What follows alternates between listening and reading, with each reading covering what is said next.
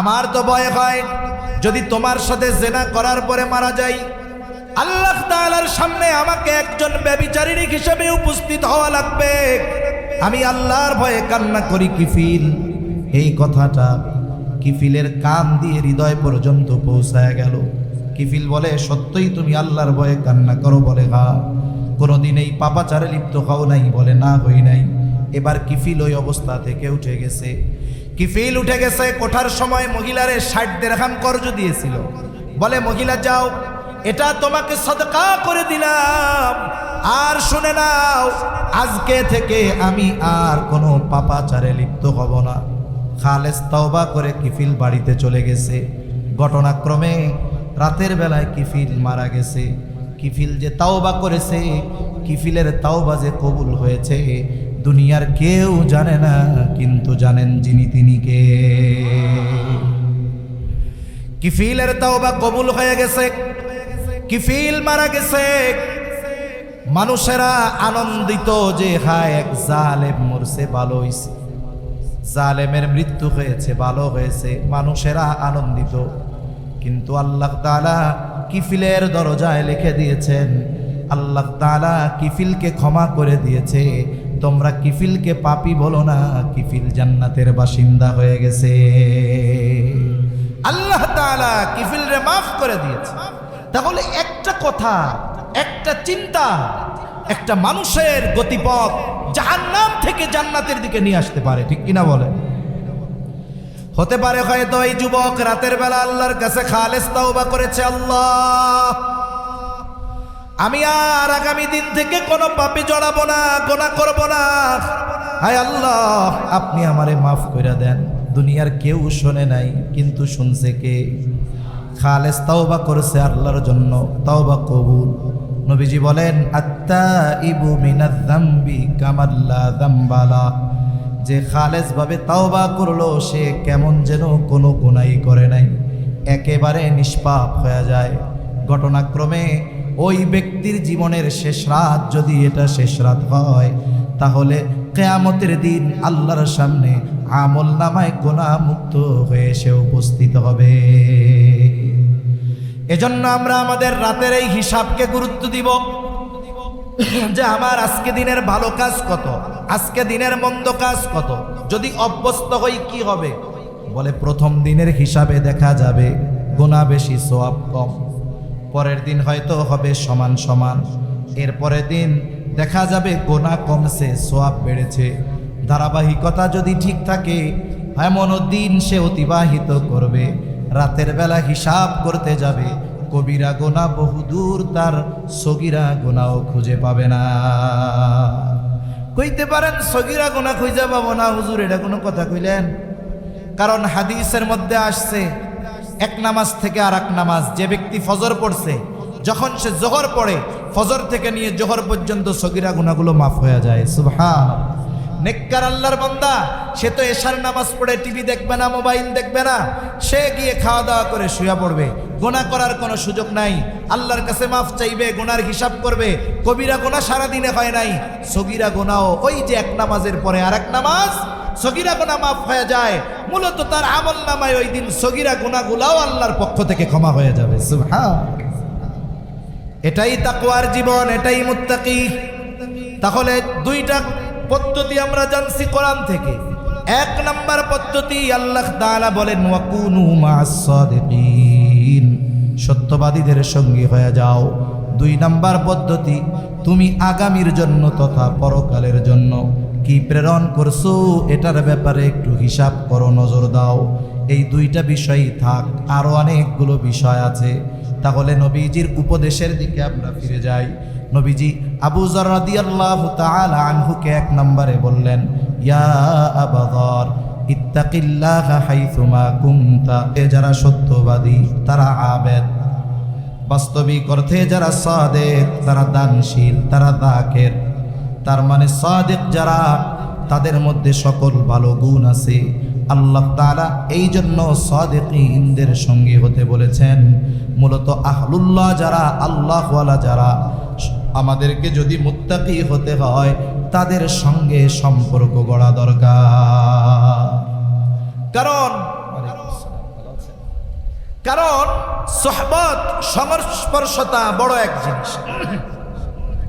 সোহবত বড় এক জিনিস। সোহবতের দ্বারা এমন কিছু অর্জন হয় যেটা লেখাপড়া করে অর্জন হয়। মনে করেন একজন ছেলে ঢাকা মেডিকেল কলেজ থেকে সে এমবিবিএস কমপ্লিট করছে, এমবিবিএস পড়াশোনা শেষ তার। এখন সে কি করে?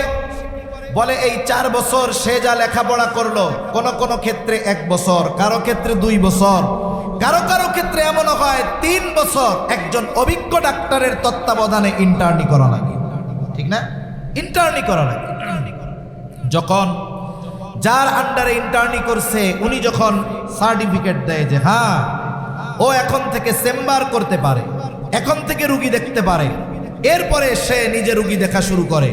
কিন্তু একজন 4 বছর লেখাপড়া করে ইন্টার্নি যদি না করে, শিক্ষিত বা বুঝমান মানুষ যদি জানে এই লোকটা কারো সোহবতে থেকে ইন্টার্নি করে নাই, বলে ওই এমবিবিএস এর কাছে মানুষ জানলে জ্বরের ওষুধও আনতে যাবে।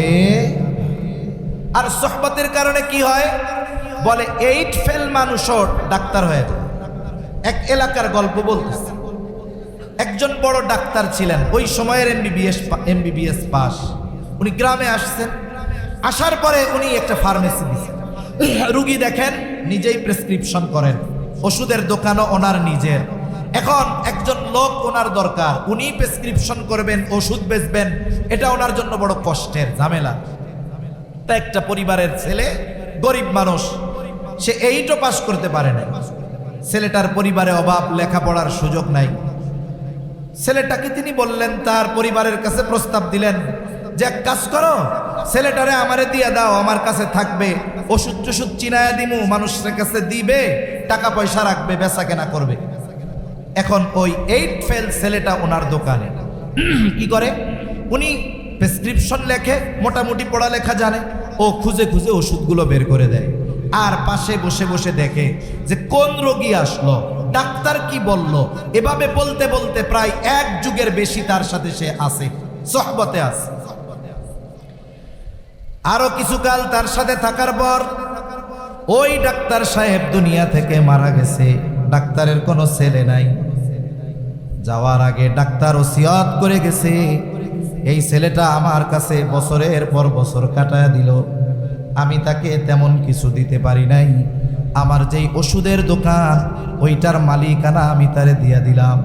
এইবার ওই ছেলেটা দোকানে বসা শুরু করছে, রুগী দেখা শুরু করে দিয়েছে। বলে 8 ফেল ব্যক্তি 1.5 যুগ এক ডাক্তারের সোহবতে থেকে এখন গ্রামের মানুষ তার নামের আগে ডাক্তার লাগায়া দিছে। মানুষ এমনও বলে শহর থেকে ডাক্তার দেখা যায়, আল্লাহ হয়তো ভালো করেন না, শেফা নাই, ভালো হয় নাই। কয় শহরে এত বড় হসপিটালে এত বড় ডাক্তার, ওর চাইতে আমাদের গ্রামের ওই ডাক্তার আব্দুল্লাহ কত ভালো। কিন্তু doctor Abdullah MBBS pass, 8 fail. বলে মানুষের আস্থা তার উপরে এত আসলো কেন? বলে সবাই বলে যে অমক ডাক্তারের সাথে 20 বছরের মতো থাকছে। আরে মিয়া, ওই রকম ডাক্তারের সাথে 20 বছর থাকলে লেখাপড়া করা লাগে? ও তো ঘষায় ঘষাই ডাক্তার হয়ে যায়। এই যে মানুষের আস্থা তার উপরে কেন? মূল কারণটা হলো ওই যে অভিজ্ঞ ডাক্তারের সোহবতে থাকা। সোহবতের বড় পাওয়ার। বলে লোহা আর চম্বুক, লোহা যদিও শক্তিশালী একটা ধাতব, তার চাইতে দুর্বল চম্বুক। চম্বুকের মধ্যে একটা গুণ আছে, লৌহজাত দ্রব্যাদিকে সে আকর্ষণ করে নিজের দিকে টেনে নিয়ে আসে। লৌহজাত দ্রব্যাদি সে নিজের দিকে টেনে নিয়ে আসে। এখন যদি লোহা হুমকি দেয় চম্বুক রে, এই তোর মধ্যে ওই পাওয়ার, ওইটা আমারে দিয়া দে। বলেন তো, লোহা যতই প্রভাব খাটাক না কেন, যতই পাওয়ার দেখাক না কেন, চম্বুকের মধ্যে থাকা ওই আকর্ষণের গুণ কি লোহা নিতে পারবে নাকি? এ তো সম্পদ, টাকা পয়সা না, যে পাওয়ার দিয়ে ক্ষমতা দিয়ে কেড়ে নেওয়া গেল। এখন লোহা যদি গরম না দেখায় ঠান্ডা মাথায় চম্বুকের সাথে লাইগা যায়, বলে লোহার টুকরা যদি একটা চম্বুকের সাথে 1 মাস লেগে থাকে, 1 মাস পর ওই লোহাকে যখন টান দেওয়া হবে, লোহার মধ্যে চম্বুকের গুণ চলে আসবে। এইবার চম্বুকটা লোহার মধ্যে চম্বুকের গুণ যাবে, লোহাটাকে যদি অন্য কোনো লোহার দিকে ধরা হয় দেখা যাবে ওই লোহা আকর্ষণ করে অন্য লোহাকে টেনে নিয়ে আসবে। এই যে আকর্ষণের গুণ, এটা কি ক্ষমতা দিয়ে, প্রভাব দিয়ে, জ্ঞান দিয়ে, মেধা দিয়ে সম্ভব? সম্ভব হইছে সোহবতের দ্বারা। এজন্য কেউ যদি প্রকৃতপক্ষে মুত্তাকি হতে চায় তাহলে তাকওয়াওয়ালা যারা, মুত্তাকি যারা, তাদের সংস্পর্শে যাওয়া দরকার। দুনিয়ায় যখন নতুন ব্যবসা কেউ করতে চায়, একজন টাকা পয়সা আছে, বিদেশ থেকে টাকা আনছে, ব্যবসা বাণিজ্য শুরু করবে।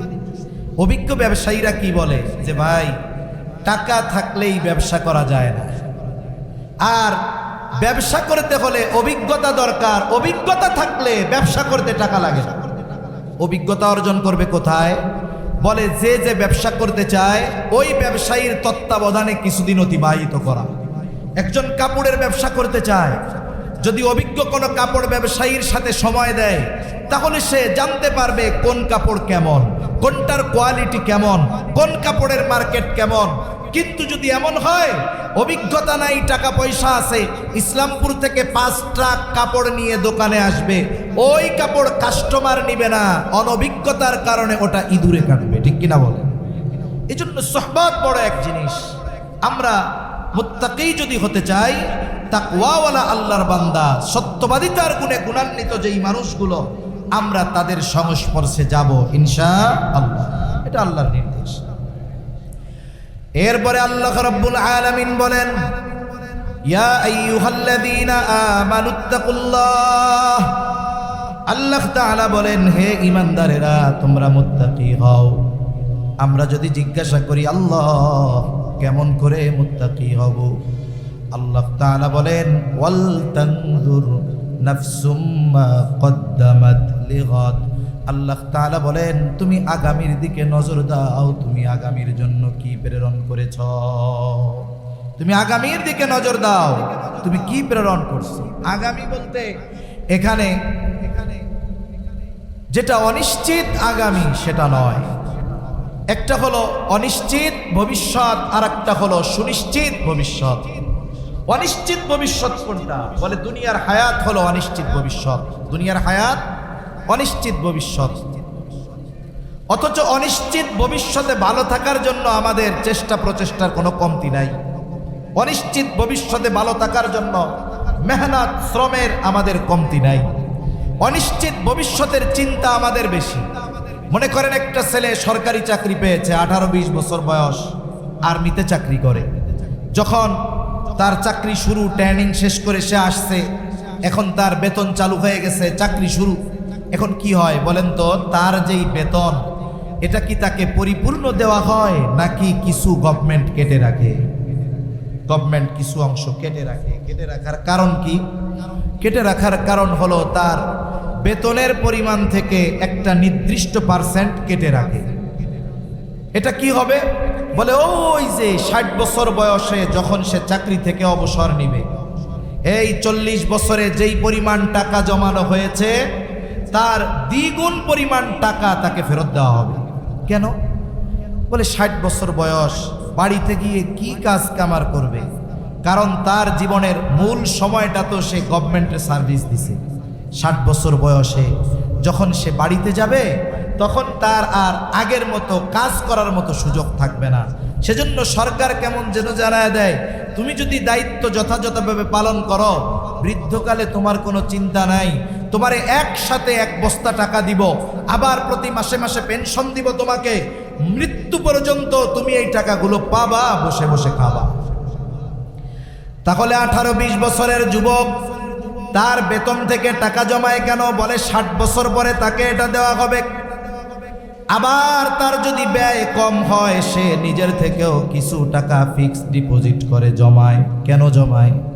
বলে যখন চাকরি থাকবে না তখন এই টাকাগুলো দিয়ে আমি ব্যবসা করব, বাকি হায়াত আমি ভালোভাবে কাটাবো। এখন বলেন তো, সরকার যেই ভবিষ্যতের জন্য টাকা কাটে আর জমায়, ওই যুবক যেই ভবিষ্যতের জন্য টাকা কাটে আর জমায়, এই ভবিষ্যৎ ওই যুবকের জন্য অনিশ্চিত না সুনিশ্চিত? নিঃসন্দেহে অনিশ্চিত। সে বাঁচবে কি বাঁচবে না এর কোনো নিশ্চয়তা নাই। আল্লাহ তাআলা এই জায়গায় অনিশ্চিত ভবিষ্যতের দিকে নজর দেওয়ার কথা বলেন নাই। আল্লাহ তাআলা বলেছেন সুনিশ্চিত ভবিষ্যতের দিকে নজর দাও। ওয়াল তানদুর নাফসুম মা কদ্দামাত লিগাদ, তুমি নজর দাও আগামীর জন্য তুমি কি প্রেরণ করেছ। বৃদ্ধকালে ভালো থাকার জন্য কি জমাইছো এটা নয়, বরং কবর হলো সুনিশ্চিত ভবিষ্যৎ। এই কবরে ভালো থাকার জন্য তুমি দুনিয়ার থেকে কবরে কি পাঠাইছো। হায়রে ফুলফুল সেরাত বিজলির মতো পাড়ি দেওয়ার জন্য কি পাঠিয়েছ। পরকালে জান্নাত পাওয়ার জন্য কি দুনিয়া থেকে ভবিষ্যতের জন্য পাঠিয়েছ, সেই দিকটাতে তুমি নজর দাও। এজন্য বুজুর্গানে দিন মুহাসাবার কথা বলেন, হিসাবের কথা বলেন। আর হিসাবের কথা আসলে আমাদের সামনে চিন্তা আসে টাকা পয়সার হিসাব। ব্যবসায়ী হিসাব করে টাকা পয়সার হিসাব, রাজনীতিবিদ হিসাব করে ভোটের হিসাব, এক একজনের এক এক রকমের হিসাব। কিন্তু বুজুর্গানে দিন আমলের হিসাব করতে বলেন, জীবনের নেকি আর গুনার হিসাব বুজুর্গানে দিন করতে বলেন।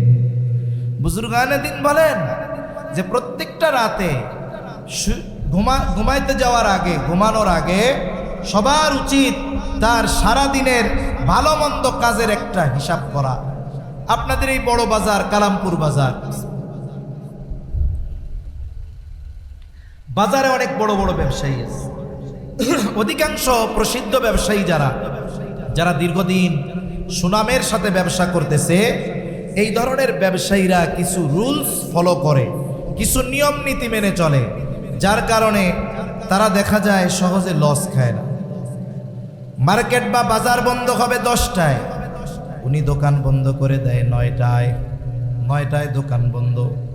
দোকানের মধ্যে বসে কি করে বলে কয়েক ধরনের হিসাব করে। 1 নাম্বার হিসাব করে আজকে বেচা কেনা কত হলো।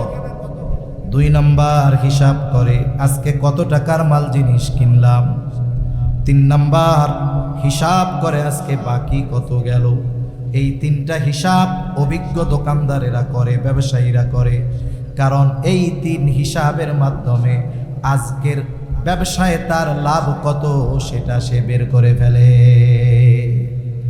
যে ব্যবসা করে সেই ব্যবসার কত বিক্রয় হলে কত লাভ, এই হিসাব কম বেশি হলেও ওই অভিজ্ঞ ব্যবসায়ীর জানা থাকে। হয়তো 19-20 হতে পারে। যে সিমেন্টের ব্যবসা করে তার হিসাব আছে যে আমার 10 লক্ষ টাকা বিক্রয় হলে কত টাকা লাভ হবে, আছে না নাই? যারা মুদি দোকানদার দীর্ঘদিন ব্যবসা করে, জিজ্ঞাসা করবেন আপনার যেই প্রোডাক্ট পণ্য এগুলো যদি 1 লাখ টাকার বিক্রয় হয় আপনার লাভ কত হবে, সে যা বলবে হয়তো 19-20 হতে পারে।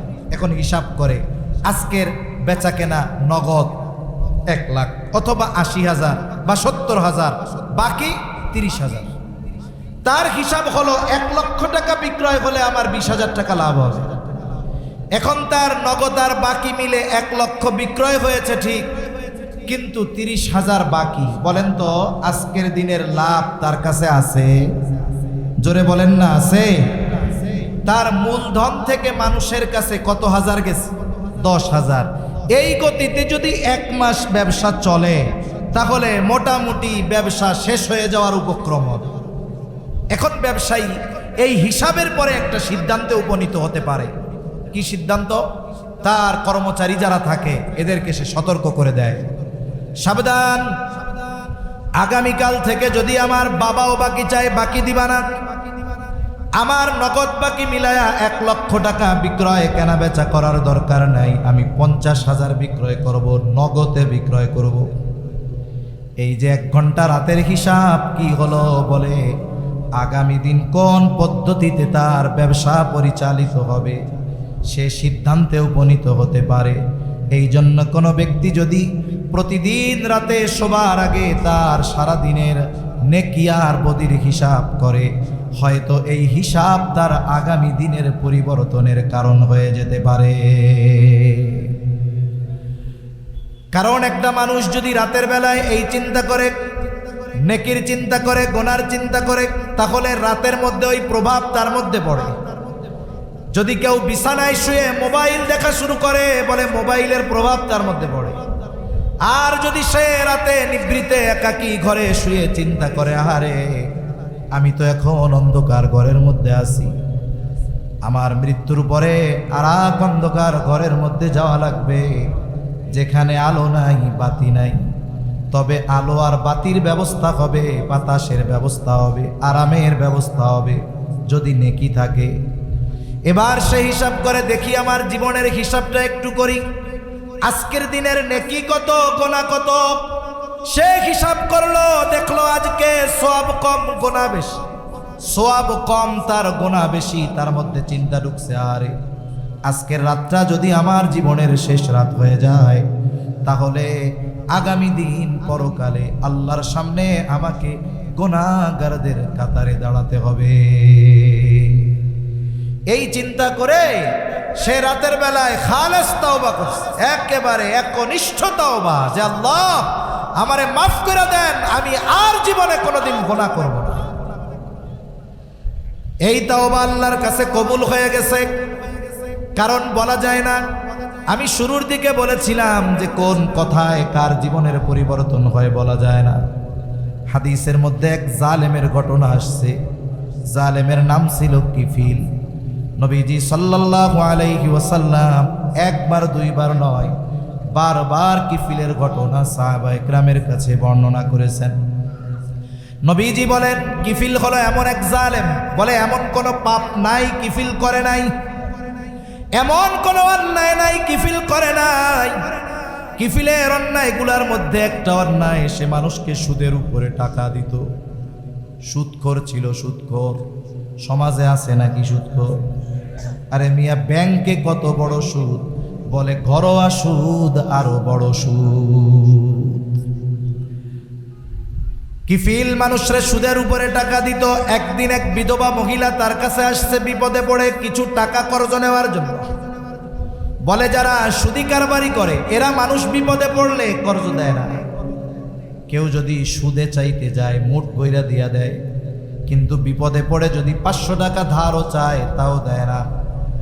ওই মহিলা গিয়া বলে, কিফিল আমারে কিছু টাকা দাও, কর্জ দাও, ধার দাও, আমি বিপদে পড়েছি। কিফিল বলে, না আমি কাউরে টাকা ধার দেই না, টাকা যদি লাগে সুদে নাও। মহিলা বলে, কিফিল সুদ দেওয়ার মতো সামর্থ্য যদি আমার থাকতো তাইলে তোমার কাছে সাহায্যের জন্য আসতাম নাকি। মহিলা বিধবা, চেহারা সুন্দর, সকল পাপে অভ্যস্ত কিফিল এবার মহিলাকে কুপ্রস্তাব দিয়ে বলে, মহিলা তোমাকে টাকা কর্জ দিতে পারি এই শর্তে, সুদ দিতে পারবা না অসুবিধা নাই, তবে আমার সাথে অমুক দিন গোপনে ব্যভিচারে লিপ্ত হবা। জালেম কিফিল সুযোগ মতো মহিলাকে জেনার প্রস্তাব দিল। হাদিসের মধ্যে আসছে, কাদাল ফাকিরু আইয়াকুনা কুফরা, দরিদ্রতা মানুষকে কুফরি পর্যন্ত পৌঁছায় দেয়। অনেক সময় দরিদ্রতার কারণে অনেকের চরিত্র ধ্বংস হয়ে যায়। আমাদের আশেপাশে অনেক মানুষ আছে অন্যায়ের সাথে জড়িত, পাপাচারে লিপ্ত। যদি একটু আমরা খোঁজ নেই দেখা যাবে এরা শখে পাপে জড়িয়েছে এমনটা নয়। অধিকাংশ মানুষের এই পাপে জড়ানোর অন্যতম কারণ হলো তার অভাব। এজন্য গভর্নমেন্টের কি দরকার ছিল? দরকার ছিল এই পাপে যারা লিপ্ত তারা তো অভাবের কারণে তাদের কর্মসংস্থানের ব্যবস্থা করা দরকার ছিল, ঠিক কিনা বলেন? অথচ এরা কি চাচ্ছে? এরা চাচ্ছে পতিতাবৃত্তিকে বৈধতা দিয়ে এটাকে কর্ম হিসাবে বৈধতা দেয়।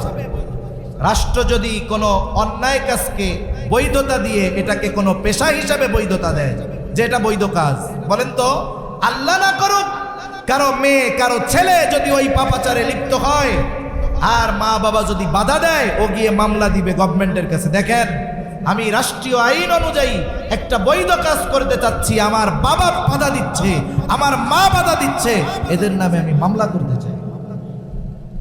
অথচ কি দরকার ছিল? এদেশে পতিতাবৃত্তির সাথে জড়িত কোটি কোটি নারী নয়, সংখ্যাটা যতই হোক না কেন, গভর্নমেন্ট যদি সদিচ্ছা করে তাহলে ওই পতিতালয়কে ভেঙে দিয়ে ওই জায়গায় ইন্ডাস্ট্রি বানিয়ে ওই নারীদের হালাল উপার্জনের ব্যবস্থা করতে পারে, ঠিক কিনা বলে? কিন্তু কাদেরকে খুশি করার জন্য উল্টা পতিতাবৃত্তিকে বৈধতা দিয়ে আবার তাদেরকে ডেকে এনে মোটা অঙ্কের টাকা তাদেরকে দেওয়া হচ্ছে। এর দ্বারা কি বোঝা যাচ্ছে? এরা সমাজ থেকে অন্যায় দূর করতে চায় না, পাপাচার দূর করতে চায় না, এরা চায় এই পাপাচারকে সমাজে বৈধতা দিতে, ঠিক কিনা বলে?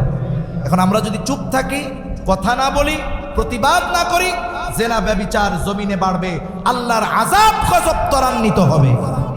আর যখন আযাব আসবে কেউ বাঁচবে না। নবীজি সাল্লাল্লাহু আলাইহি ওয়াসাল্লাম আযাব সম্পৃক্ত লম্বা এক হাদিস, লাস্টে সাহাবায়ে কেরাম বলতেছে, যায় আমাদের মধ্যে নেককাররা থাকবে, এরপরেও ধ্বংস হয়ে যাব, এরপরেও ধ্বংস হয়ে যাব, নেককাররা থাকার পরেও আমরা ধ্বংস হয়ে যাব। বলে হ্যাঁ, যখন পাপের আধিক্যতা বাড়বে, পাপ বেড়ে যাবে, আল্লাহ যদি গোসা হয়ে যায়, যদি আযাব গজব দেয়, ওই সমাজের মুত্তাকি বান্দারাও ছাড় পাবে না।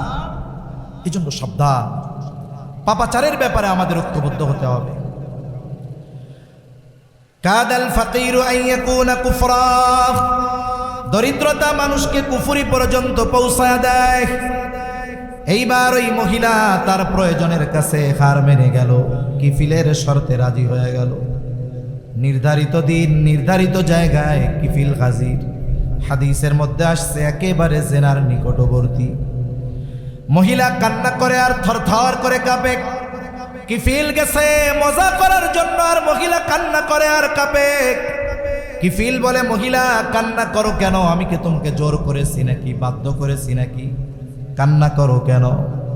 মহিলা বলে, কিফিল কান্না করি আল্লাহর ভয়, আমি কোনোদিন এই পাপের সাথে লিপ্ত হই নাই, তবে আজকে কেন রাজি হয়েছো? বলে, আমার অভাব, আমার তো ভয় হয় যদি তোমার সাথে জেনা করার পরে মারা যাই, আল্লাহ তাআলার সামনে আমাকে একজন ব্যভিচারিণী হিসেবে উপস্থিত হওয়া লাগবে, আমি আল্লাহর ভয়ে কান্না করি। কিফিল এই কথাটা কিফিলের কান দিয়ে হৃদয় পর্যন্ত পৌঁছায় গেল। কিফিল বলে, সত্যই তুমি আল্লাহর ভয়ে কান্না করো? বলে, হ্যাঁ। কোনোদিন এই পাপাচারে লিপ্ত হও নাই? বলে, না, হই নাই। এবার কিফিল ওই অবস্থা থেকে উঠে গেছে। কিফিল উঠে গেছে, ওঠার সময় মহিলারে 60 দিরহাম কর্জ দিয়েছিল। বলে, মহিলা যাও, এটা তোমাকে সদকা করে দিলাম, আর শুনে নাও, আজকে থেকে আমি আর কোনো পাপাচারে লিপ্ত হব না। খালেস তওবা করে কিফিল বাড়িতে চলে গেছে। ঘটনাক্রমে রাতের বেলায় কিফিল মারা গেছে। কিফিল যে তাওবা করেছে, কিফিলের তাওবা যে কবুল হয়েছে, দুনিয়ার কেউ জানে না, কিন্তু জানেন যিনি, তিনি কে। কিফিলের তাওবা কবুল হয়ে গেছে, কিফিল মারা গেছে। মানুষেরা আনন্দিত যে হায় এক জালেম মরছে, ভালো হয়েছে, জালেমের মৃত্যু হয়েছে, ভালো হয়েছে, মানুষেরা আনন্দিত। কিন্তু আল্লাহ তাআলা কিফিলের দরজায় লিখে দিয়েছেন, আল্লাহ তাআলা কিফিলকে ক্ষমা করে দিয়েছে। তোমরা কিফিলকে পাপী বলো না, কিফিল জান্নাতের বাসিন্দা হয়ে গেছে। আল্লাহ তাআলা কিফিলরে মাফ করে দিয়েছে। তাহলে একটা কথা, একটা চিন্তা, একটা মানুষের গতিপথ জাহান্নাম থেকে জান্নাতের দিকে নিয়ে আসতে পারে, ঠিক কিনা বলে? হতে পারে হয়তো এই যুবক রাতের বেলা আল্লাহর কাছে খালেস তাওবা করেছে, আল্লাহ আমি আর আগামী দিন থেকে কোনো পাপে জড়াবো না, গুনাহ করব না, হায় আল্লাহ আপনি আমারে মাফ করে দেন। দুনিয়ার কেউ শোনে নাই, কিন্তু শুনছে কে? খালেস তাওবা করেছে আল্লাহর জন্য, তাওবা কবুল। নবীজি বলেন, আত্তাইবু মিনাজ যামবি কামাল্লা যামবালা, যে খালেস ভাবে তাওবা করলো সে কেমন যেন কোনো গুনাহই করে নাই, একেবারে নিষ্পাপ হয়ে যায়। ঘটনাক্রমে ওই ব্যক্তির জীবনের শেষ রাত যদি এটা শেষ রাত হয়, তাহলে কিয়ামতের দিন আল্লাহর সামনে আমল নামায় গুনাহ মুক্ত হয়ে সে উপস্থিত হবে। এজন্য আমরা আমাদের রাতের এই হিসাবকে গুরুত্ব দিব, যে আমার আজকে দিনের ভালো কাজ কত, আজকে দিনের মন্দ কাজ কত। যদি অভ্যস্ত হই কি হবে? বলে, প্রথম দিনের হিসাবে দেখা যাবে গুনাহ বেশি সওয়াব কম। পরের দিন হয়তো হবে সমান সমান, এরপরের দিন দেখা যাবে গুনাহ কমছে, সওয়াব বেড়েছে। ধারাবাহিকতা যদি ঠিক থাকে এমনও দিন সে অতিবাহিত করবে, রাতের বেলা হিসাব করতে যাবে, কবিরা গুনাহ বহুদূর, তার সগীরা গুনাহও খুঁজে পাবে না। কইতে পারেন সগীরা গুনাহ খুঁজে পাবো না হুজুর, এটা কোনো কথা কইলেন? কারণ হাদিসের মধ্যে আসছে এক নামাজ থেকে আর এক নামাজ, যে ব্যক্তি ফজর পড়ছে যখন সে জোহর পড়ে, ফজর থেকে নিয়ে জোহর পর্যন্ত সগীরা গুনাহগুলো মাফ হয়ে যায়। সুবহানাল্লাহ। নেককার আল্লাহর বান্দা, সে তো এশার নামাজ পড়ে টিভি দেখবে না, মোবাইল দেখবে না, সে গিয়ে খাওয়া দাওয়া করে শুয়ে পড়বে, গুনাহ করার কোনো সুযোগ নাই। আল্লাহর কাছে মাফ চাইবে, গুনার হিসাব করবে। কবিরা গুনাহ সারাদিনে হয় নাই, সগীরা গুনাহও ওই যে এক নামাজের পরে আর এক নামাজ, সগীরা গুনাহ মাফ হয়ে যায়। মূলত তার আমল নামায় ওই দিন সগীরা গুনাহগুলাও আল্লাহর পক্ষ থেকে ক্ষমা হয়ে যাবে। সুবহানাল্লাহ। এটাই তাকওয়ার জীবন, এটাই মুত্তাকি। তাহলে দুইটা পদ্ধতি আমরা জানছি কোরআন থেকে। এক নাম্বার পদ্ধতি, আল্লাহ তাআলা বলেন ওয়াকুনু মা'আস সাদিকিন, সত্যবাদীদের সঙ্গী হয়ে যাও। দুই নাম্বার পদ্ধতি, তুমি আগামীর জন্য তথা পরকালের জন্য কি প্রেরণ করছো এটার ব্যাপারে একটু হিসাব করো, নজর দাও। এই দুইটা বিষয়ই থাক, আরো অনেকগুলো বিষয় আছে। তাহলে নবীজির উপদেশের দিকে আমরা ফিরে যাই। নবীজি আবু যর রাদিয়াল্লাহু তাআলা আনহুকে এক নম্বরে বললেন, ইয়া আবু যর ইত্তাকিল্লাহা হাইসুমা কুনতা, তুমি যেখানেই থাকো না কেন ভয় করবা কাকে? বলেন তো, পৃথিবীতে এমন কোন জায়গা আছে যেই জায়গায় গিয়ে যদি আমি আপনি পাপ করি আল্লাহ দেখবে না? দেখবে? এমন জায়গা আছে দুনিয়ায়? হযরত লোকমান আলাইহিস সালাম তার সন্তানকে অনেকগুলো উপদেশ দিয়েছে। এর মধ্যে একটা উপদেশ, ইয়া বুনাইয়া ইন্নাহা ইন তাকু মিসকালা হাববাতিন মিন খারদালিন ফাতাকুন ফি সখরাতিন আও ফিস সামাওয়াতি আও ফিল আরদ ইয়াতি বিহাল্লাহ। সন্তানকে বলতেছে, হে আমার সন্তান, ইয়া বুনাইয়া ইন্নাহা, হা দ্বারা উদ্দেশ্য তোমার ওই কৃত পাপ, ইন তাকু মিসকালা হাববাতিন মিন খারদাল, সেটা যদি কোনো সরিষা দানা পরিমাণ হয়, ফাতাকুম ফি সখরা আও ফিস সামাওয়াতি আও ফিল আরদ, আর তুমি যদি ওই সরিষা দানা পাপটা কোনো পাথরের মধ্যে করো, পাথর। এই আয়াতের তাফসিরে আনাস রাদিয়াল্লাহু তাআলা আনহু থেকে বর্ণিত একটা হাদিস আসছে। নবীজি বলেন, কোন ব্যক্তি যদি এমন কোন পাথরের মধ্যে গিয়া কোনো পাপ করে, কেমন পাথর? বলে যেই পাথরের দরজা নাই, যেই পাথরের জানালা নাই। বলেন তো, দরজা জানালা যদি না থাকে ঢোকা যাবে নাকি? ওই অসম্ভবকে সম্ভব করে কেউ যদি দরজা জানালা বিহীন কোনো পাথরের মধ্যে কোনো আমল করে, ওই আমলটা যদি সরিষা দানা পরিমাণ হয়, ওই আমলটা কিয়ামতের দিন যিনি হাজির করবেন তিনি কে?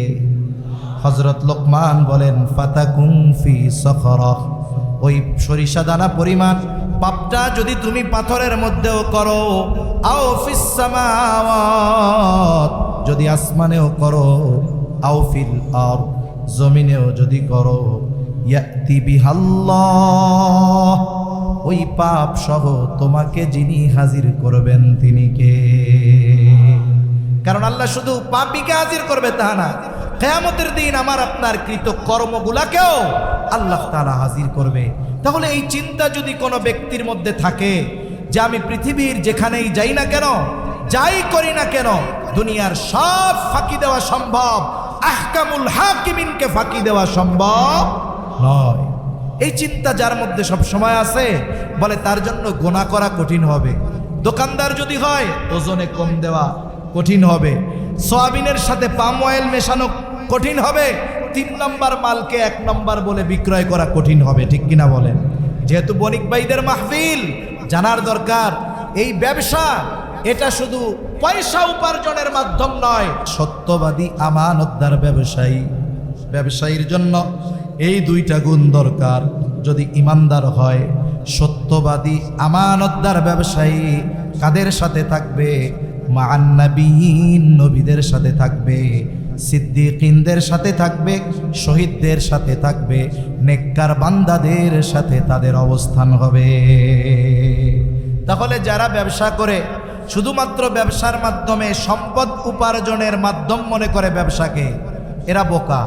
অথচ যেমনভাবে জাগতিক সম্পদ উপার্জন করা যায় ব্যবসার মাধ্যমে, অনুরূপভাবে নবী রাসূলদের সাথী হওয়ার যোগ্যতাও অর্জন করা যায়। তবে সত্যবাদিতা আর আমানতদারিতার সাথে ব্যবসা করতে গেলে প্রাথমিক দিকে কিছুটা মুসিবত মনে হতে পারে, তবে এটা আল্লাহর পরীক্ষা। যদি ইস্তেকামাতের সাথে থাকা যায় যে আমার লাভ কম হোক, আমার পাশের ব্যবসায়ী ভেজাল করে বেশি লাভ করতেছে করুক, আমি নির্ভেজালভাবে আমানতদারিতার সাথে সত্যবাদিতার সাথে ব্যবসা করে লাভ করব কম। হ্যাঁ, তার লাভ হবে কম, কিন্তু বরকত যিনি দিবেন তিনি কে? সে একদিন ধরা খাবে, 10 লাখ জরিমানা শেষ। আছে না নাই? উপার্জন করে কিন্তু ঘরে সিরিয়াল ধরে অসুস্থ থাকে, কিছুদিন বউ, কিছুদিন সন্তান, কিছুদিন নিজে, কিছুদিন মা, ধারাবাহিকভাবে অসুস্থতা চলতেছে। আর একজন সত্যবাদিতা আমানতদারিতার সাথে ব্যবসা করতেছে, লাভ কম হচ্ছে কিন্তু সময়ের সাথে সাথে আল্লাহ তাআলা প্রবৃদ্ধি দিচ্ছে এবং এর মধ্যে বরকত দিচ্ছে। ঠিক কিনা বলেন? এজন্য ব্যবসায়ী ভাইরা, সত্যবাদিতা ও আমানতদারিতা এটাকেই বানাতে হবে ব্যবসার মূলধন। তাহলে ওই ব্যবসায়ী আর ব্যবসার মধ্যে রহমত আর বরকত দিয়ে ভরপুর করবেন কে? আল্লাহ। তাহলে 3টা পয়েন্ট আমরা আলোচনা করলাম মুত্তাকি হওয়ার জন্য। যেখানেই থাকি না কেন চিন্তা থাকবে আমার মালিক আমাকে দেখতেছে। বলে এই চিন্তা যখন কারো মধ্যে ঢুকে যায় তার জন্য গুনার কাজ করা কঠিন হয়ে যায়। নবীজি সাল্লাল্লাহু আলাইহি ওয়াসাল্লামের দ্বিতীয় উপদেশ, ওয়া আতবি'is সাইয়্যাতাল হাসানাতা তামহুহা। ও আবু যর, তোমার দ্বারা যখন কোনো মন্দ কাজ হয়ে যাবে তুমি ভালো কাজ করবা, নেকের কাজ করবা। কেননা ভালো কাজ মন্দ কাজটাকে মিটায়া দেয়। আল্লাহ তাআলাও বলেন, ইন্নাল হাসানাতি ইউযহিবুনাস সাইয়্যাত। ভালো কাজ মন্দ কাজকে মিটায়া দেয়, তবে মন্দ কাজটা যেমন মুসার জন্য ভালো কাজটা ওই পরিমাণের হতে হবে। এখন একজন করেছে কবিরা গুনাহ, আর একজন বান্দার হক নষ্ট করে ফেলছে। এখন ও যদি 1000 দানার তসবিহ একটা নিয়ে কয় আস্তাগফিরুল্লাহ আস্তাগফিরুল্লাহ, আল্লাহ আমারে মাফ করে দেন, বলেন তো বান্দার হক আদায় না করা পর্যন্ত তার তওবা আল্লাহ কবুল করবে নাকি? তাহলে বান্দার হক যে নষ্ট করেছে, আগে বান্দার হক আদায় করতে হবে, তাহলেই না তার তওবা কবুল হবে, নাইলে তার তওবা কবুল হবে না, তার গুনাহ মাফ হবে না। এই জন্য গুনাহ যেমন এই গুনাহ মুসার জন্য আমল তেমন। কবিরা গুনাহ যদি হয় খালেস তওবা করতে হবে, বান্দার হক সম্পৃক্ত যদি হয় বান্দার হকগুলো আদায় করতে হবে। ছোট ছোট অন্যায় যদি হয় ওটাও মাফ চেয়ে নিতে হবে। কারণ দুনিয়াতে কেউ যদি কারোর সাথে অসৎ আচরণ করে, একজন মুরব্বী, তার সাথে আমার ভালো আচরণ করতে হবে, এটা তার হক।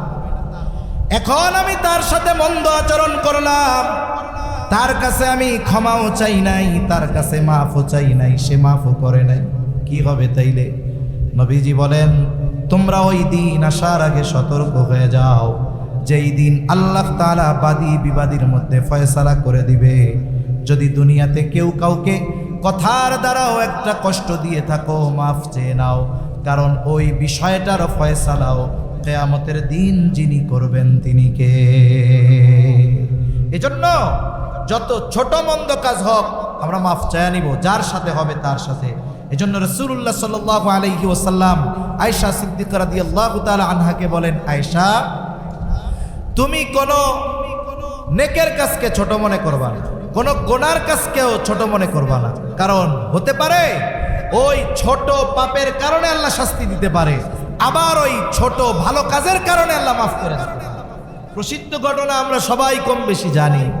একজন দুশ্চরিত্রা নারী, সে একটা পিপাসিত কুকুরকে পানি পান করাইছে, ভালো কাজ, আল্লাহর কাছে পছন্দ হয়েছে। নবীজি বলেন এই কারণে আল্লাহ তাআলা তাকে মাফ করে দিবে। আরেকজন মহিলা, সে একটা বিড়ালকে বেঁধে রাখছে, খাবারও দেয় না, ছেড়েও দেয় না, বিড়ালটা মারা গেছে। নবীজি সাল্লাল্লাহু আলাইহি ওয়াসাল্লাম বলেন, কিয়ামতের দিন এই কারণে আল্লাহ তাআলা তাকে শাস্তি দিবে। এজন্য আমার আপনার দ্বারা যদি কবিরা গুনাহ হয়, তাহলে কবিরা গুনাহ মোছার ওষুধ হলো তাওবা।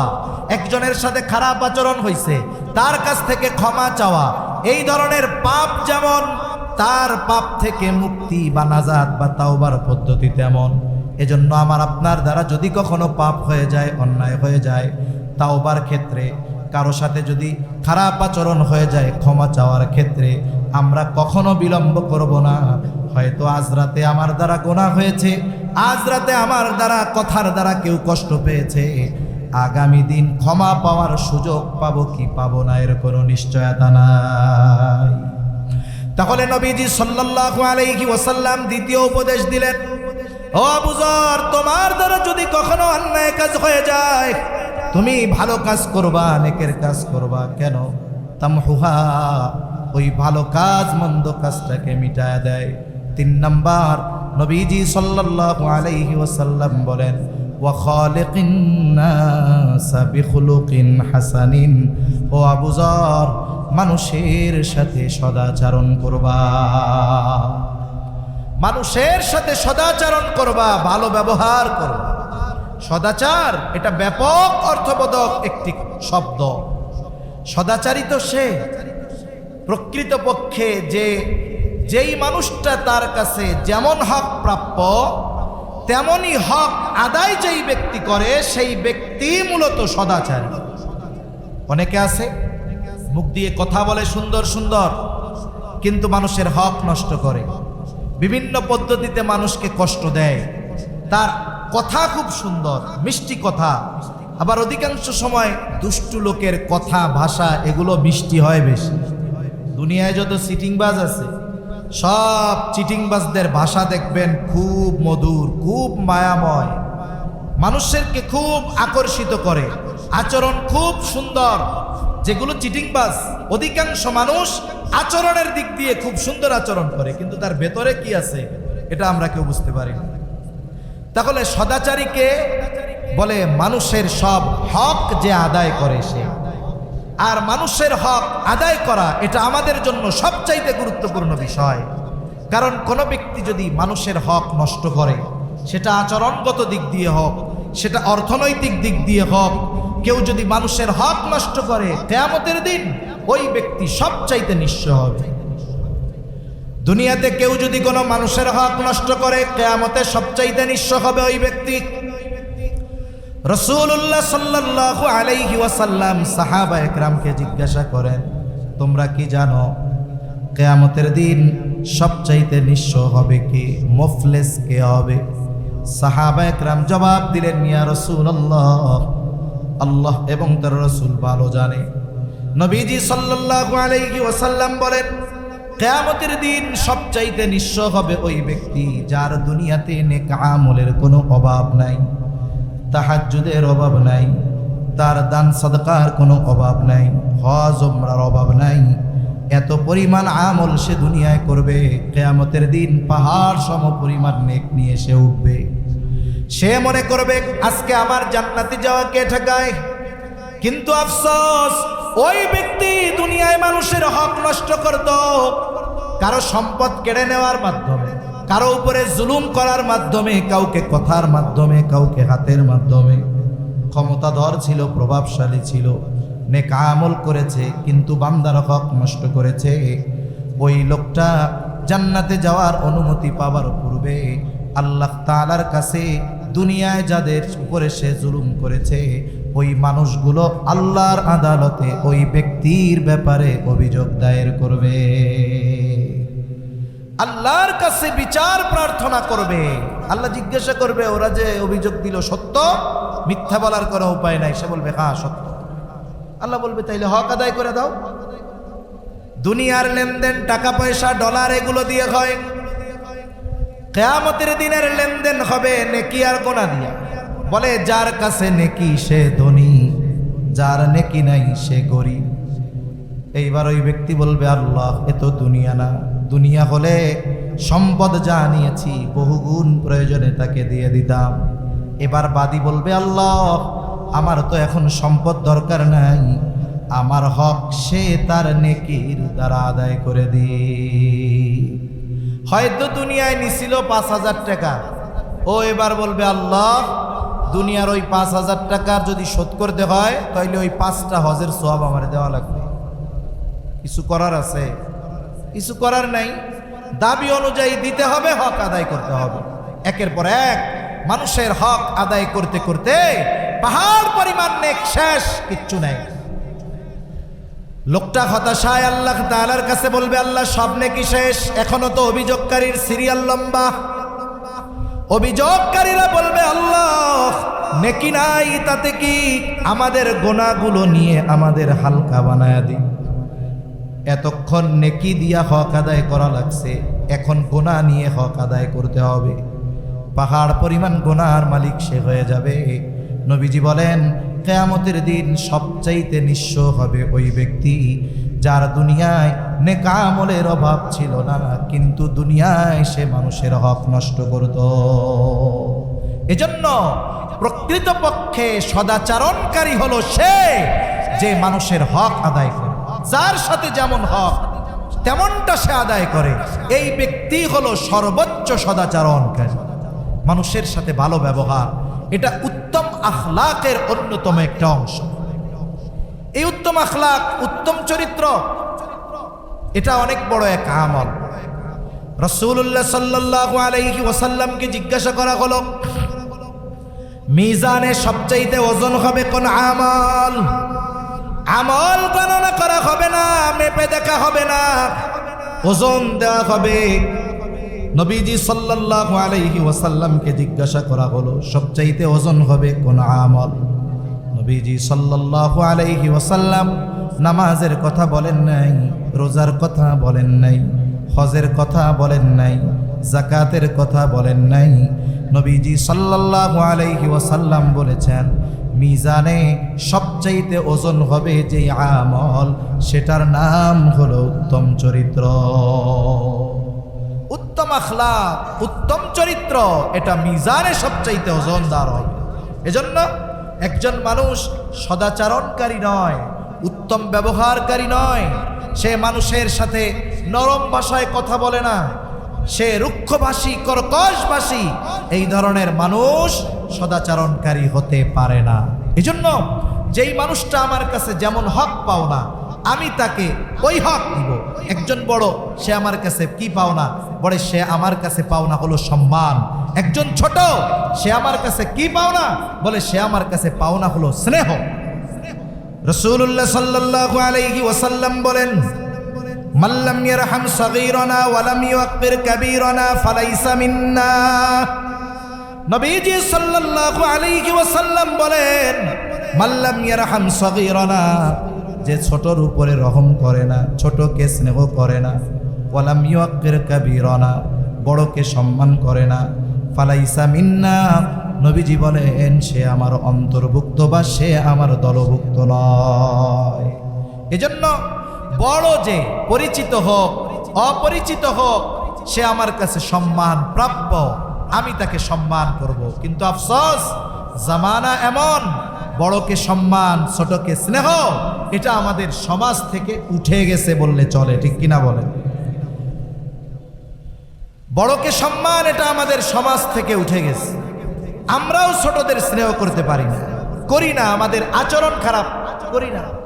আমাদের এক উস্তাদ বলতেন, নবীজি এখানে আগে বলছেন, মাল্লাম ইয়ারহাম সগীরানা, যে ছোটকে রহম করে না, ওয়ালাম ইউক্কির কাবীরানা, বড়কে স্নেহ করে না। উনি ওনার ভাষায় বলতেন, বাস্তবতা হলো এইরকম, যেই বড় ছোটকে স্নেহ করে না, ওই বড়কেও ছোটরা সম্মান করে না।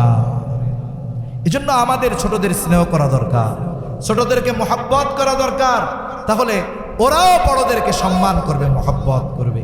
মা বাবার হক আছে, মা বাবার সাথে সদাচরণকারী কি? মা বাবার যেই হক ইসলাম নির্ধারণ করেছে, এই হক আদায় করা। মা বাবার সাথে সদাচরণ মানে ইসলাম মা বাবার যেই হকগুলো সাব্যস্ত করেছে, এই হকগুলো আদায় করা।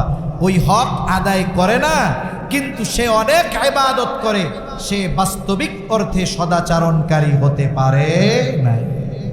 স্ত্রীর সাথে হক আছে, এই হকগুলো যে আদায় করে স্ত্রীর সাথে সদাচরণকারী, কিন্তু অনেক ইবাদত করে, তাহাজ্জুদের অভাব নাই, দান সাদকার অভাব নাই, কিন্তু স্ত্রীদের সাথে ভালো আচরণ করে না, বলে সেই স্ত্রীদের সাথে সদাচরণকারী হতে পারে নাই।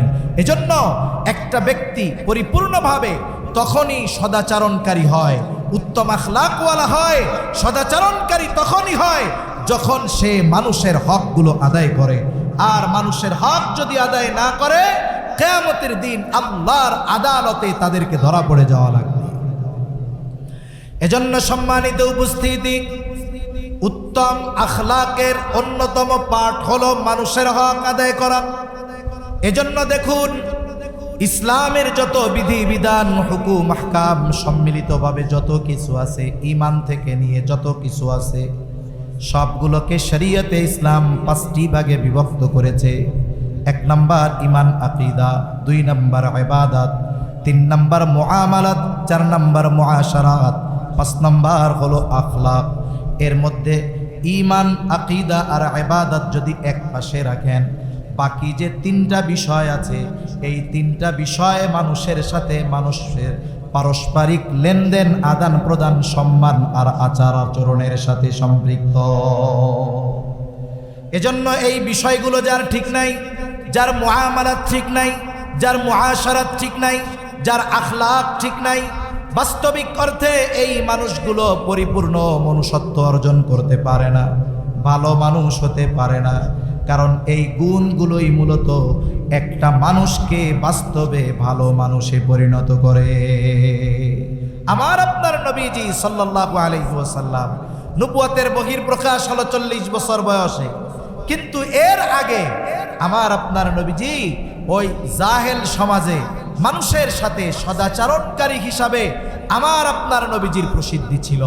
আমার আপনার নবীজির উপাধি কাফেররা দিয়েছিল আল আমিন, আমার আপনার নবীজির উপাধি কাফেররা দিয়েছিল as-সাদিক।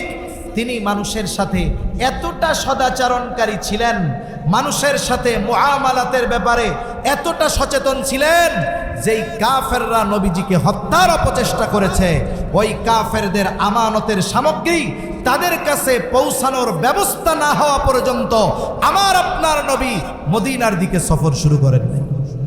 অথচ আমরা সেই নবীর উম্মত, আমাদের আচার আচরণের অবস্থা কি? আমাদের আচার আচরণ তো আর একজন মুসলিম ভাইয়ের সাথে পর্যন্ত ভালো নয়। আমরা মনে করি ইবাদত যত বেশি করব আমি তত আল্লাহর কাছে প্রিয় হব। না না, রাসূলুল্লাহ সাল্লাল্লাহু আলাইহি ওয়াসাল্লামের কাছে 2 জন মহিলার অবস্থা পেশ করা হলো। একজনের ব্যাপারে বলা হলো, ইয়া রাসূলুল্লাহ সাল্লাল্লাহু আলাইহি ওয়াসাল্লাম, একজন মহিলা এমন কোনো আমল নাই যে সে করে না, একটা নফলও সে ছেড়ে দেয় না। সে তাহাজ্জুদ, আওয়াবিন, ইশরাক যত নামাজ আছে সব পড়ে, আইয়াম বিজের রোজা রাখে, সোমবার বৃহস্পতিবার রোজা রাখে, দান সদকা করে। এক কথায় আমলের কোনো অভাব নাই। তবে একটা জিনিস, সে তার প্রতিবেশীর সাথে খারাপ আচরণ করে। আর একজনের ব্যাপারে বলা হলো, ইয়া রাসূলুল্লাহ সাল্লাল্লাহু আলাইহি ওয়াসাল্লাম, আরেকজন মহিলা যেটা না করলেই নয় শুধু সেটাই করে। তার মানে ফরজ, ওয়াজিব, সুন্নাতে মুআক্কাদা, যেগুলো না করলে পাপ পাপ হবে, গুনাহ হবে, শুধুমাত্র এগুলোই করে, আর তেমন ইবাদত করে না।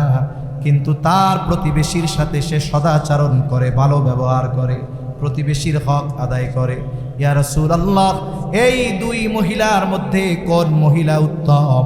নবীজি ওই ইবাদত বেশি করে তার কথা বলেন নাই, বরং নবীজি বললেন, যেই মহিলা প্রতিবেশীর সাথে সদাচরণ করে ওই মহিলা হলো উত্তম মহিলা, ওই মহিলা উত্তম। তাহলে উত্তম নবীজির কাছে হওয়ার জন্য ইবাদত বেশি হয় নাই, বরং ভালো আচরণ, হক আদায় করার মাধ্যমে সে উত্তম মানুষ বলে বিবেচিত হয়েছে। এজন্য আমরাও আমাদের অপর মুসলমান ভাইয়ের সাথে ভালো আচরণ করব। আচরণ সবার সাথে ভালো, অমুসলিমদের সাথেও ভালো, খাস করে মুসলমানদের সাথে আমাদের আচরণ সর্বোচ্চ ভালো হতে হবে। নবীজি সাল্লাল্লাহু আলাইহি ওয়াসাল্লাম বলেন, আল মুসলিমু মান সালিমাল মুসলিমুনা মিন লিসানিহি ওয়া ইয়াদিহি। নবীজি বলেন, প্রকৃত মুসলমানকে বলে যে যার হাত এবং জবানের অনিষ্ট থেকে অপর মুসলমান নিরাপদ থাকে। আমার জবান দ্বারা মুসলমান কষ্ট পায়, আমার হাত দ্বারা মুসলমান কষ্ট পায়, আমি ইবাদত করি অনেক, বলে আমি সদাচরণকারী হতে পারি নাই। একজন অমুসলিমও যদি আমার প্রতিবেশী হয় তারও হক আছে না নাই? অমুসলিমদের সাথেও সদাচরণ। আয়েশা সিদ্দিকা রাদিয়াল্লাহু তাআলা আনহা নবীজি সাল্লাল্লাহু আলাইহি ওয়াসাল্লামের কাছে প্রতিবেশীর হকের ব্যাপারে জানতে চায়। বলে ইয়া রাসূলুল্লাহ, আমার দুইজন প্রতিবেশী, একজন মুসলিম আর একজন ইহুদি। প্রতিবেশী হিসাবে কে আমার কাছে বেশি হক পাও না? দুইজনই আমার প্রতিবেশী, একজন ইহুদি আর একজন মুসলিম, কে বেশি হক পাও না? নবীজি সাল্লাল্লাহু আলাইহি ওয়াসাল্লাম এই ক্ষেত্রে যিনি মুসলমান তিনি হকদার বেশি, এমন জবাব নবীজি দেন নাই। নবীজি বললেন, আয়েশা, যার দরজা তোমার দরজার বেশি কাছে, প্রতিবেশী হিসাবে সে তোমার কাছে বেশি হকদার। তাহলে একজন অমুসলিম সেও যদি আমার প্রতিবেশী হয়, একজন মুসলিম প্রতিবেশীর চাইতে সে যদি আমার বেশি নিকটে হয়, অমুসলিম হিসাবেও সে আমার কাছে ভালো আচরণ প্রাপ্য, এটা তার হক। ইসলাম এত সুন্দর সদালাপ সদাচরণ আমাদেরকে শিখিয়েছে, কিন্তু আফসোস যেই ইসলাম এত সুন্দর আখলাকের শিক্ষা দিল, ভালো আচরণের শিক্ষা দিল, আমরা সেই শিক্ষা গ্রহণ করতে পারলাম না। আমরা কি করি? আমরা এক মুসলমান আর এক মুসলমানের বকা দেই, আমরা এক মুসলমান আর এক মুসলমানের ক্ষতি করার জন্য যত ধরনের কাজ আছে করি, আমরা এক মুসলমান আর এক মুসলমানের গীবত করি, আমরা আর এক মুসলমান আর এক মুসলমানের দোষ না থাকলেও ওই দোষটা তার উপরে চাপায় দেই, অপবাদ দেই।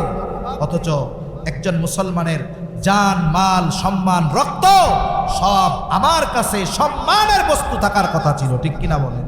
কিন্তু আফসোস আজকে এই সদাচরণ, এই উত্তম আখলাক, উত্তম চরিত্র আমাদের থেকে দূরে চলে গেছে। এজন্য আমরা আজকে এই মুসিবতের মধ্যে আছি, আমরা আর কষ্টের মধ্যে আছি। রাসূল আকরাম সাল্লাল্লাহু আলাইহি ওয়াসাল্লাম যেই আদর্শ, যেই শিক্ষা আমাদেরকে দিয়ে গিয়েছিলেন, আফসোসের বিষয় সেই শিক্ষার উপরে আমরা নিজেদেরকে গড়ে তুলতে পারি নাই। যদি পারতাম তাহলে গোটা দুনিয়ার নেতৃত্ব আজকে মুসলমানদের হাতে থাকতো, ঠিক কিনা বলেন?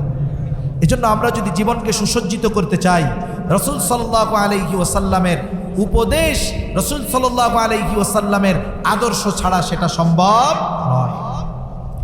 এজন্য সম্মানিত উপস্থিতি, নবীজি সাল্লাল্লাহু আলাইহি ওয়াসাল্লামের হযরত আবু যর রাদিয়াল্লাহু তাআলা আনহুকে করা এই গুরুত্বপূর্ণ তিনটা উপদেশ, এটার মধ্যে তিন ধরনের হক নিহিত আছে। কয় ধরনের? জোরে কম, আরো জোরে বলেন, কয় ধরনের? সাধারণত হক তিন ধরনের হয়।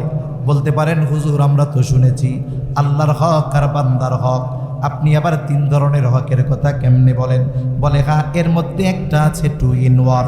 1 নাম্বার আল্লাহর হক, 2 নাম্বার বান্দার নিজের উপরে নিজের হক, 3 নাম্বার মানুষের হক।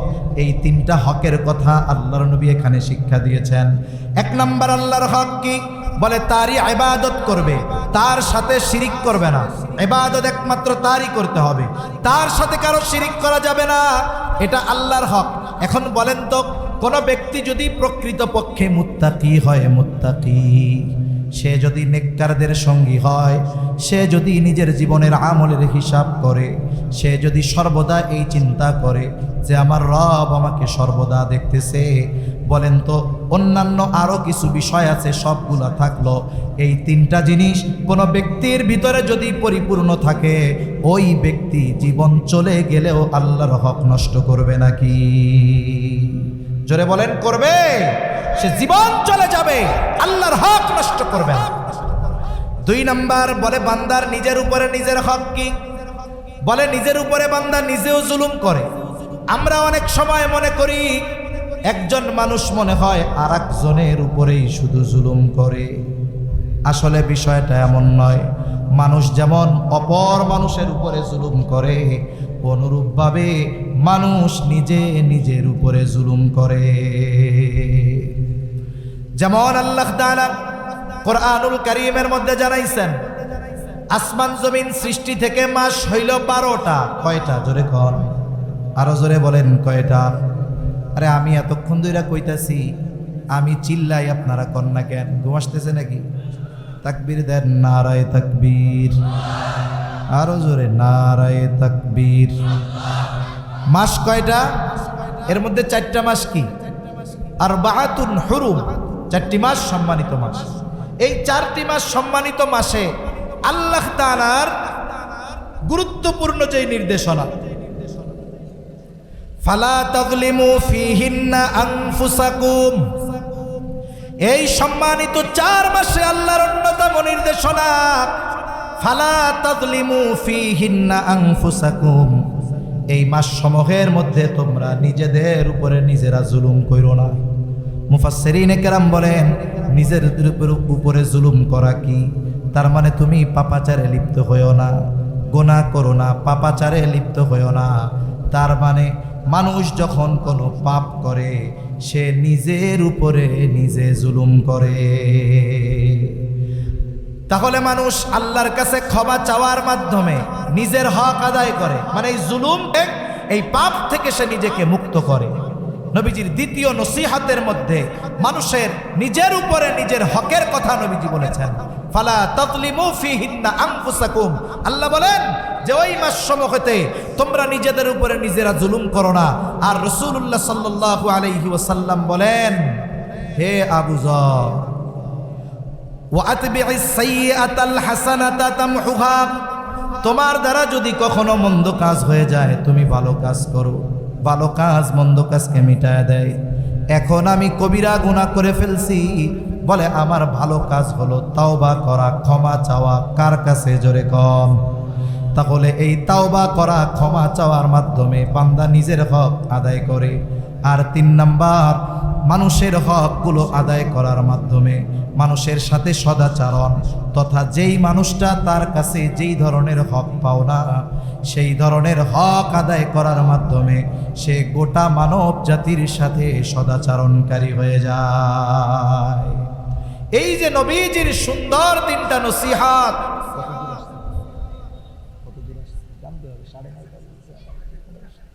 কত দূর? কাছাকাছি আসছে, কালামপুর ঢুকছে। আচ্ছা ঠিক আছে, আমার একটু বলবেন না? 9:30 বলছে আমার। আচ্ছা, হুজুর আসার আগেই কি উনি বলবেন? আচ্ছা ঠিক আছে, কথা তো মূলত শেষ। আলহামদুলিল্লাহ, আমাদের আজকের অন্যতম আকর্ষণ আমার খুব শ্রদ্ধেয় বড় ভাই, খুব স্নেহ করে আমাকে, আল্লামা হাসান জামিল সাহেব দামাত বারকাতুহুমুল আলিয়া, হযরত